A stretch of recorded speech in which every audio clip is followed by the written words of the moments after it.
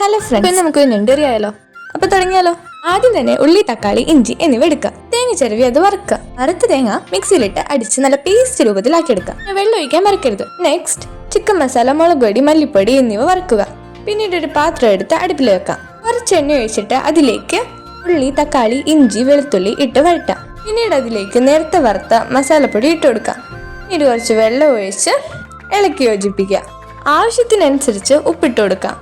പിന്നെ പ്രത്യേകിച്ച് അളവൊന്നുമില്ല, അതുകൊണ്ട് നമുക്ക് നോക്കി ഇട്ട് കൊടുക്കാം. നമ്മുടെ മെയിൻ ഐറ്റം കഴുകി വൃത്തിയാക്കിയ ഞണ്ട്. ഇനി ഓരോ കഷ്ണം ഞണ്ടും അരപ്പിലേക്ക് വെച്ചു കൊടുക്കാം. ഇനിയിപ്പോ നമുക്ക് അസ്തമയ സൂര്യനെ നോക്കിക്കൊണ്ട് പാചകം ചെയ്യും. അതെ, പുള്ളിക്കാരി ഇപ്പൊ അസ്തമിക്കാൻ പോയിക്കൊണ്ടിരിക്കുകയാണ്. എന്തായാലും നമ്മുടെ ഞണ്ട് കറി ഇവിടെ വെന്തുകൊണ്ടിരിക്കുന്നുണ്ട്. ഇനി ഉപ്പൊക്കെ പാകമല്ലേ നോക്കാം. ഇനിയാണ് നമ്മുടെ ഐറ്റത്തിന്റെ മെയിൻ പരിപാടി. നേരത്തെ എടുത്ത അരപ്പ് ഇതിലേക്ക് ഒഴിച്ചെടുക്കാം. ഞണ്ട് കറി ഒന്നും കൂടെ ഒന്ന് തിളച്ച് കഴിഞ്ഞാൽ സംഭവം സെറ്റായി. സംഭവം സിമ്പിൾ അല്ലേ?